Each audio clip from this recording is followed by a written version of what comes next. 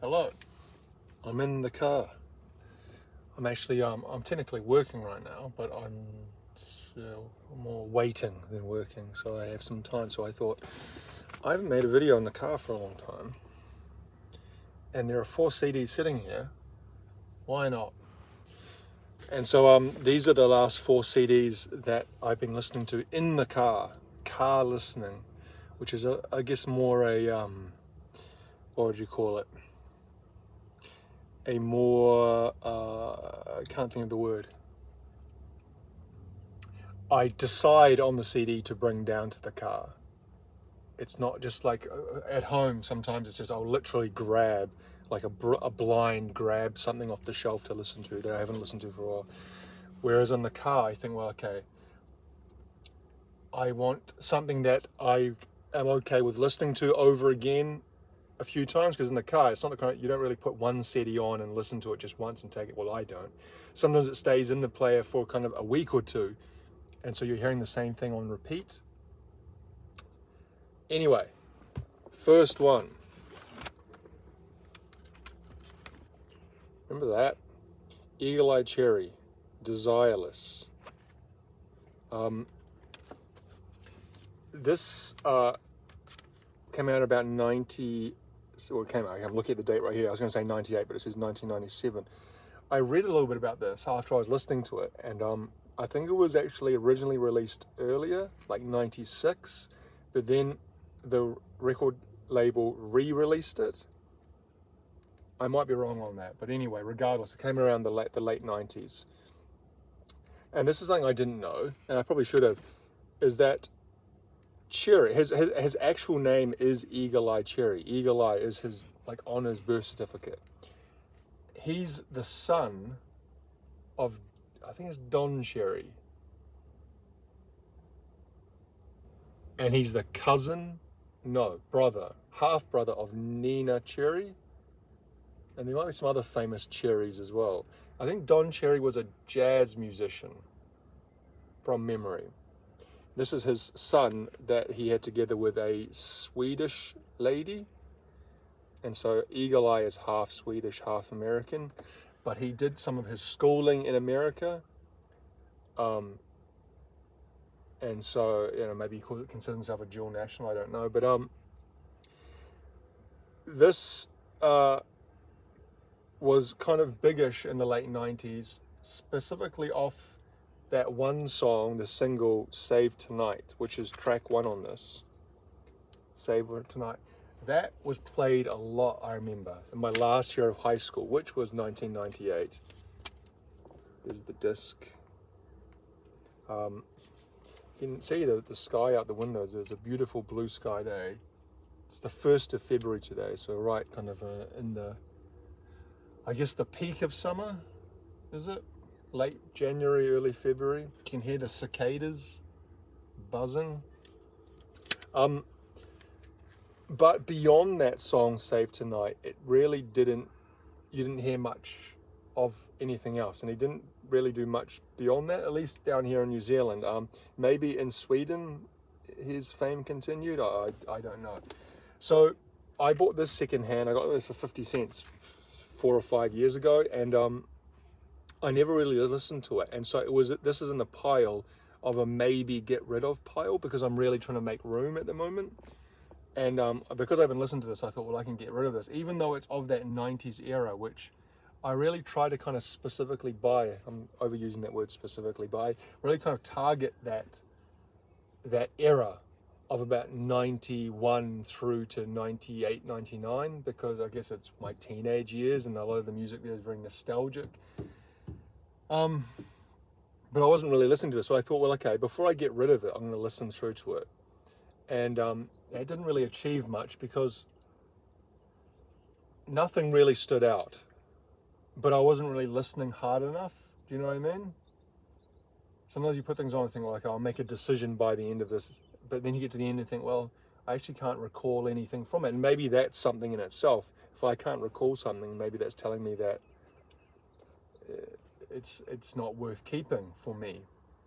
I'm still undecided. I might have to listen through to it a couple more times to really make it a strong decision.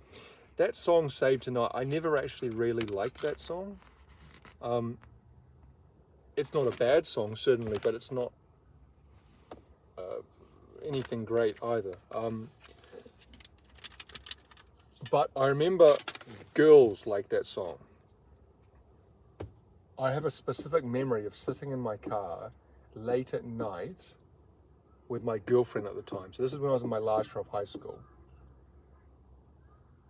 And that song was on, and she was talking about how much she loved that song. And then I remember another girl, you know, when you're a teenager, you're going to go through relationships. You know, they turn over quickly, don't they? And another girl, another ex-girlfriend, she actually owned this on CD. So she liked the single enough to buy the CD. So the booklet is just lyrics and photos of the young man, or at the time he was a young man. What's this, 28 years ago? 20, was it 26, 20, 29 years ago? 29. Geez, time flies, eh? I watched an interview with him recently. Just because, you know, when I'm curious often to like what those people are doing now, so I search Eagle Eye Cherry interviews. And there was an interview with him and Nina Cherry together. I think that was from back in the 90s. And he's got, when he speaks, I expected him to sound more Swedish. He sounds quite, he sounds American, not quite. He sounds like just like, you know, if you met him and said, I'm American, you wouldn't say, oh, you kind of have a bit of an accent. But like I said, I think he did his high school and maybe even in his 20s in New York. So, and his dad was American as well. So, you know, it's, and then the Swedish are very good at English anyway. So probably it doesn't take a lot to get over that Swedish accent maybe. And then I watched another interview, which was more recent. And I can't remember. He hadn't changed very much, was my main point. I can't remember what the content of the interview was. But he looked very similar to, maybe he had a few grey hairs, but he hadn't changed much since 29 years ago. Number 2, a great album. An album I think I've talked about before. Manic Street Preachers' Know Your Enemy from 2001. This was the album after This Is My Truth, Tell Me Yours. This is my truth. Is that how it's called? This is my truth, tell me yours. Something like that. The one they had, If You Tolerate This, Then Your Children Will Be Next, which I guess is kind of their biggest album. Maybe Everything Must Go is their biggest album. So one of those two. Either Everything Must Go or This Is My Truth. In 96 and 98 respectively, I believe. Maybe 99. Would be their two biggest albums commercially, and probably their kind of peak in popular culture. But this came out after this, and this was kind of, I guess, the start of their, I'm not just going to say down, because I actually love this album, and I think they've made some brilliant albums throughout the 2000s. I'm not saying a downward creative slope, but they're not as big as they once were. Although you see, they can still tour in the UK and other parts of Europe and stuff, and still pull in big crowds. So I'm not saying they're kind of like a legacy act at this point, but do you know what I mean? I guess you know they went through the 90s. They released Generation Terrorists, and they were kind of like the next big thing. Then Gold Against the Soul was a bit of a, and then Holy Bible was kind of seen as a great album, like a classic, and then the whole thing with Richie and that whole drama, and then the post, what do you call it, the aftermath of that with Everything Must Go, and they found, I think I got Design for Life got to number 2 in the singles chart, and then that album and This Is My Truth both got maybe to near the top of the album charts in the UK. Then this came out, and this didn't do as well from memory, and this is a lot more raw and abrasive sounding. It's also got kind of like 18 tracks, which I'm looking at on the back here. It's all kind of runs together. The artwork I remember was done, I believe, by Nicky Wire's brother, Patrick, I think his name was. Patrick Jones, because Nicky Wire's real name isn't Nicky Wire, it's Nicholas Jones, I believe. Jones. Jones is a very Welsh name, isn't it? Is it Jones, the Welsh name? I think it's Jones. And his brother's called Patrick, and Patrick Jones. I'm pretty sure he did this artwork. I remember this coming out at the time back in 2001. That was kind of I'm not going to say the peak of my fandom, but I was really quite into them at the time when they released this album. I was quite excited, and I remember they released Found That Soul and Why So Sad as double A side single releases, which is kind of like a relic of the past now, releasing singles as A sides or B sides or whatever else. But I remember those being played on the radio, and I remember the press in the British music press, like Q magazine, they did like a cover story on them, and the kind of consensus was that this was their reaction to the fame of everything. No, not everything. This Is My Truth, Tell Me Yours. That became kind of a I think I saw it referred to as a Tesco's album.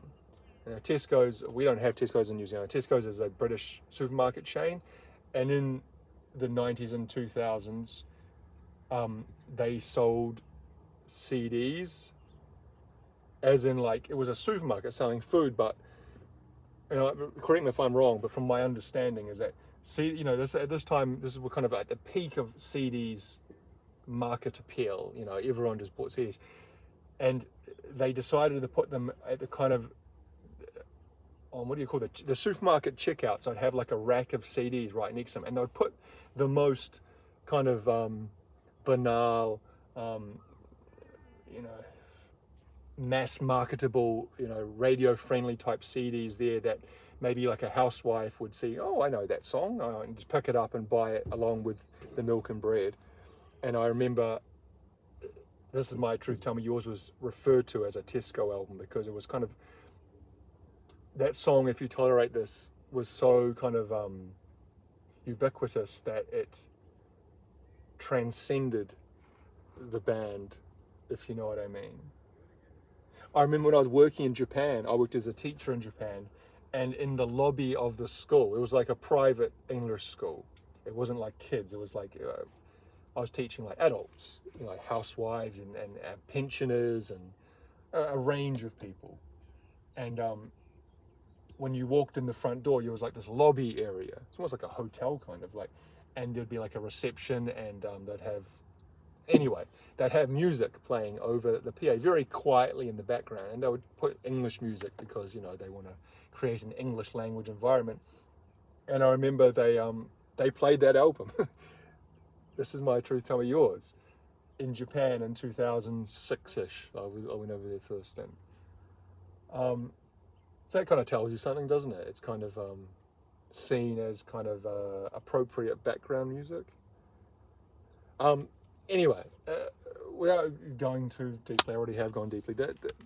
This is kind of, it is more raw, more overtly political. They went to Cuba and played a show in Havana in support of this album. There's songs on here like Baby Elian, which is a song about Elian Gonzalez, the Cuban kid who the refugee went to Miami and then got, there's a whole drama around that. Kind of seems quaint now compared to what's happening with immigration and illegal immigrants and blah, blah, blah in America at the moment. But at the time, this was pre 9/11. It was kind of like a huge story. It does seem quite quaint, like another time that one little kid's immigration status and all the furore surrounding that. Obviously, it had a lot of kind of political not even undertones. It was like kind of like a political battle between communist Cuba and the evil empire, and but it kind of seems with what you see happening in America at the moment around that broader topic, it seems like a kind of a non-issue.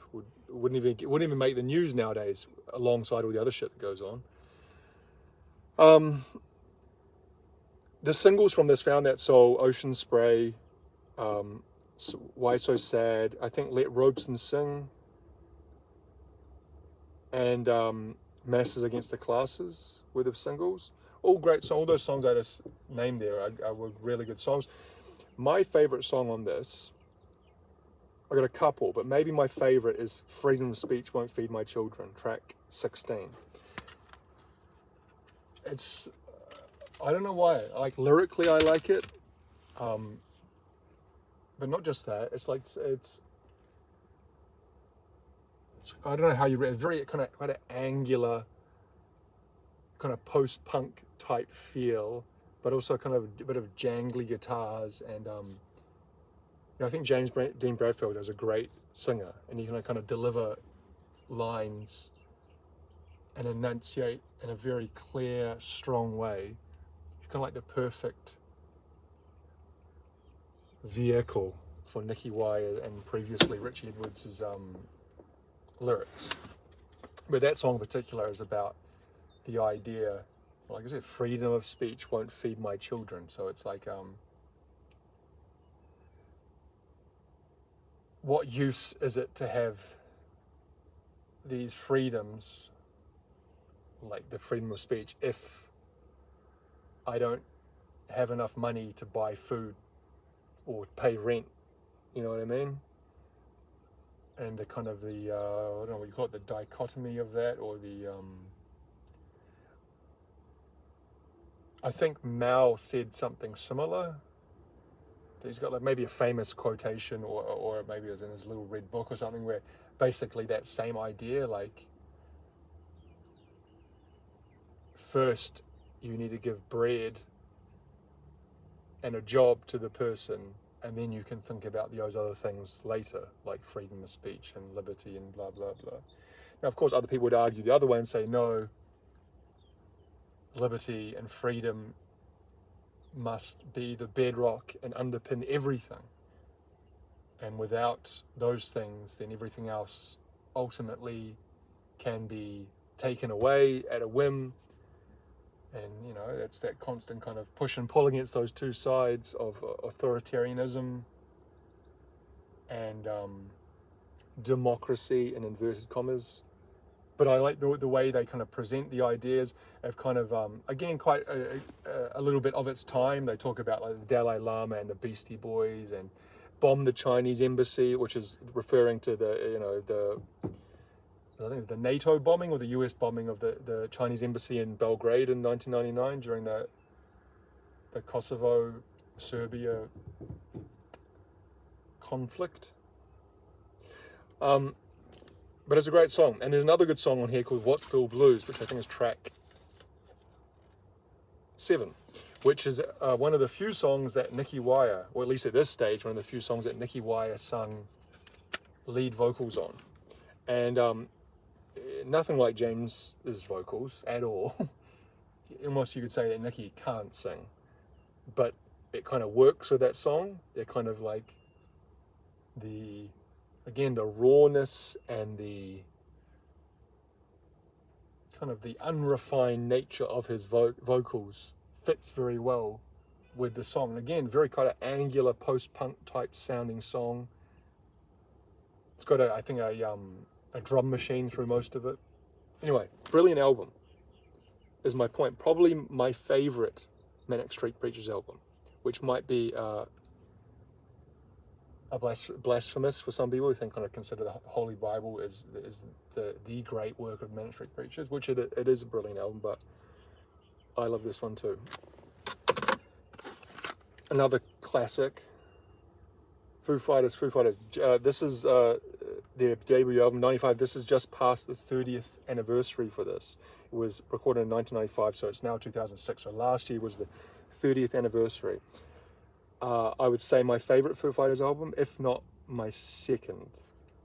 I kind of toss up between this and Colour and the Shape, first and second album. But it's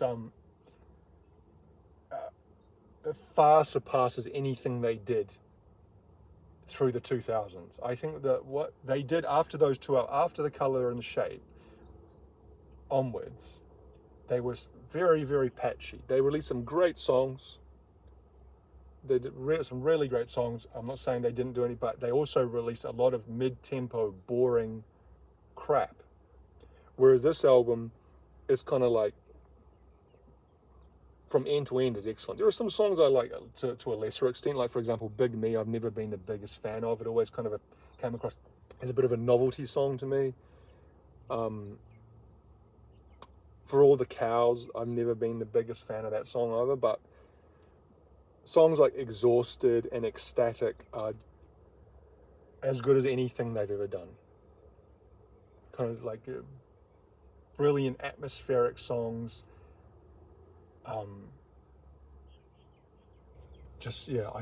don't really know how to give more superlatives to how much I love those songs. Alone and Easy Target's brilliant song. Floaty, Oh George, the singles, I'll Stick Around, This Is a Call. You could say that, oh look, the disc isn't, what's that? That's not, I think the disc is in the player, hang on. Getting it out of the player, yes, it's in the player. Okay, here's the Foo Fighters disc. That is, I think that's, and You Will Know Us by the Trail of the Dead, which I had in there, but I think I put the case back in the house and this is still in here.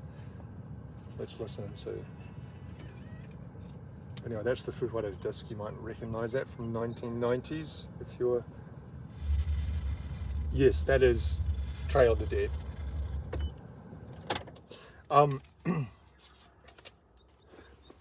Famously, this was all recorded by and written by Dave by himself. He'd written these songs kind of while he was still in Nirvana, maybe even before he was in Nirvana. And after Nirvana, or I think even before that, there's the Pocket Watch demos, which I think he recorded in like 91, 92, like before Nirvana even ended.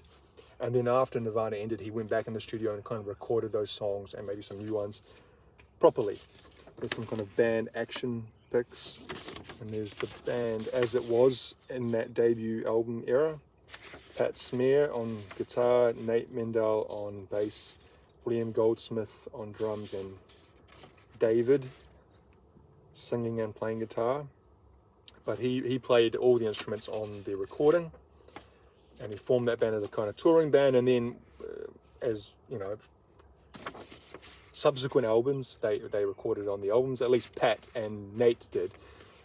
There's a big kind of part of Foo Fighters history is that on the next album, they went in the studio, recorded. William Goldsmith recorded all the drum parts, and then Dave redid the whole album except one song and re-recorded the drum parts because he wasn't happy with William Goldsmith's drums, basically, and didn't tell him. And then it wasn't always Dave was going to kick him out of the band. He wanted him to stay in the band and be the touring drummer, but at least on that album he just was not happy with his drum performance. And so Dave being a drummer himself, and obviously being a drummer, he's got an idea of how he wants the drums to sound, and if they weren't matching the idea that he had in his head, he wasn't going to accept less than perfect, and that's why he didn't. But the issue is that the way he dealt with it perhaps wasn't as nice as it could have been. Nice, that's kind of a strange word to use for it. Although, yeah, I don't know. That thing that with William and then later with Franz Stahl, he did something similar. It's like, how much can you really, if someone's not fitting in the band, in the case of Franz, or is not giving the performance that the band leader wants, there's only so much placating and kind of, I guess, babying that you can do in that situation. Like, Dave said to William, you can stay in the band, I don't want you to leave the band.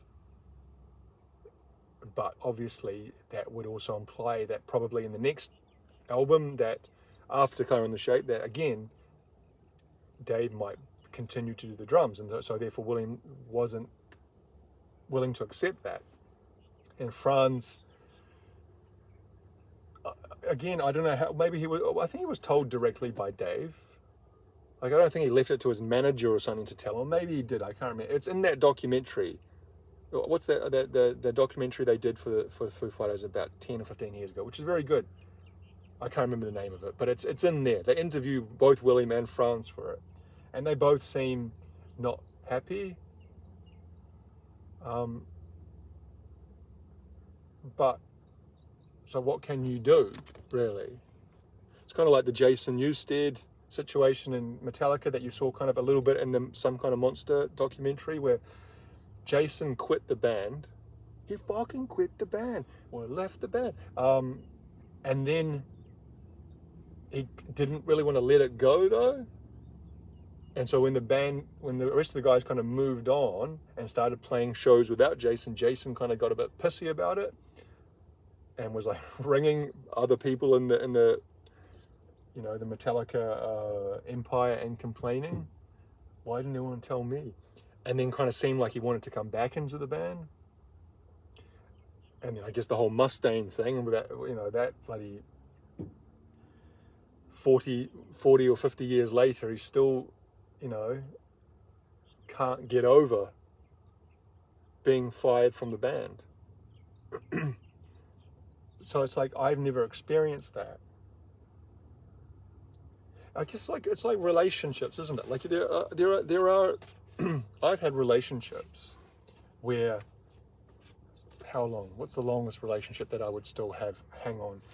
From like 20 some years ago, that I probably still have some hang-ups about. I've never like contacted the person, or like, I don't think about it often, but if I think about it deeply, if I stop and think, okay, I'm going to think about this and think, how does that make me feel? How did I feel at the time? How do I feel now? And I think, it still affects me emotionally if I think about it. I think, that person was really not nice to me. I wish they hadn't done that. That affected my life in this way, and, this and that. There's a few relationships, I'd say kind of 2 or 3 in particular, that I can think of from my younger years. And the difference is that I'm not getting interviewed going, hey, what do you think about this? Like Mustaine is, he's asked about Metallica fairly regularly in interviews. And you think, well, is it really his fault? But then he decides on what to say about it. And it's like, some of the things he said, I just shake my head. So it's like, I can understand it on the one hand, but then on the other hand, I think he's uniquely an abrasive person, Dave Mustaine. And he, more than the average person, holds grudges and clings to negativity and etc. And then a couple with that always kind of has a microphone in his face where he can say things that will be published widely and disseminated, etc. So yeah. Anyway, great album. One of my favorite albums of the 90s. A very kind of, I won't say pivotal, I don't want to say it's like life-changing, but it really reminds me of that time in my life, 95, 96. I own this one's secondhand, but I own this new. I got it for my birthday from my brother. My older brother bought it for me for my birthday, and I remember when I bought it, I got a free t-shirt.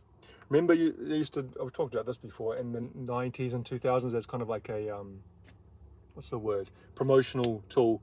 They would offer kind of merchandise when you bought certain CDs, like a t-shirt or a poster or this or that badge or sticker. And I remember got a black Foo Fighters t-shirt, but the t-shirt was ugly as hell. You might have seen the image. It had some fat guy's face, and his cheeks were like blowing up, like he was kind of like puffing air. And he was bald from memory, and it said Foo Fighters across the top of the top. And it's the kind of thing that I would never want to wear. And from memory, I never did really wear it outside the house. Don't know what happened to that. But anyway, yeah. Last one, because we're going to half an hour here. A soundtrack. The Tron Legacy soundtrack, which was as it says there, 22 brand new tracks by Daft Punk. Daft Punk produced or created the soundtrack for the Tron Legacy movie back in 2010. So obviously the original Tron came out in the early 80s. It was 82 or something like that. Then they did, it's not a reboot, it's a sequel, Tron Legacy, because they have Jeff Bridges' character is in the movie again, but as an old man, and his son, Flynn, he goes into the computer to find his dad or something like that, whether it's to find his dad or not, he goes into the computer and is in the Tron land, whatever you want to call it. It's actually a very good movie. I actually really like this movie a lot. And the soundtrack absolutely adds to it. It's a mixture of orchestral kind of, like you would imagine, kind of movie score type music, very kind of, like orchestral music, very kind of big and with horns and cellos and all the rest of it. And then it's also got some more, as you would imagine, from Daft Punk, kind of more electronic based, and also kind of a lot of kind of 80s inflected electronic music. A song like The Grid or The Son of Flynn are two examples of that kind of very 80s video game music feel. And then there's songs like, is it De-Resed? There's a song, the one that they did in the club. I think it's De-Resed. And End of the Line, track 12 and 13. Okay, I'm reading off here as I'm trying to. Track 12 and track 13, End of the Line and De-Resed. They're both almost kind of like you'd, again, imagine from Daft Punk, kind of like almost club type songs you'd hear from a DJ. But it's hard to kind of describe this kind of music, but it's great. It's a very good soundtrack. It's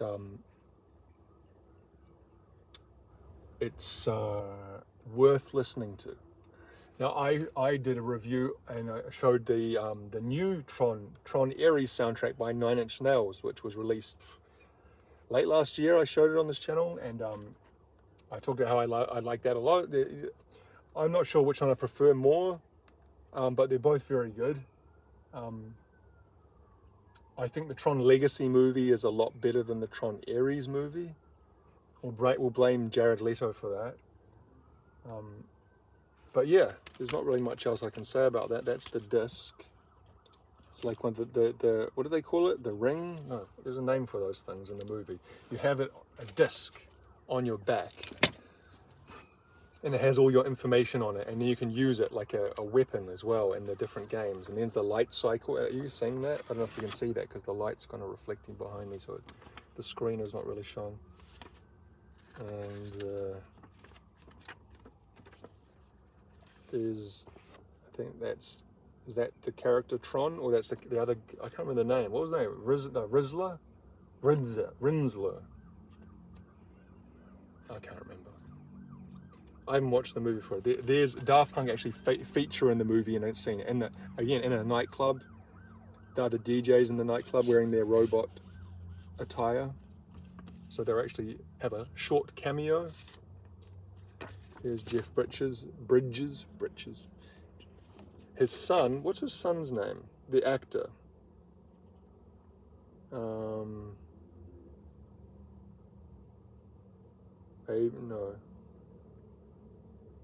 Maybe Garrett Hedlund? Maybe? I'm not actually sure. Anyway, that is the 4 CDs. So those are the 4 CDs that are currently in my car that I'm listening to, or have been listening to over the last month. So once I get to 4, I usually kind of recycle. I bring them down one at a time. So I'll take those 4 back into the house maybe tonight after I get home from work. And then the next time I come down to the car tomorrow, I'll bring one new CD, listen to that for a week or 2, and then bring a second one. And then once I get to 4, I take them back up. You know, in the 10 years ago, if someone saw CDs in your car, they might smash your window to get them because, they had some value. No, more than 10 years, I said 20 or 30 years ago. But nowadays, no one gives a shit about CDs, so they're not the kind of things that it's going to entice someone to smash my window. No one's going to go, oh, wow, there's the debut album by the Foo Fighters.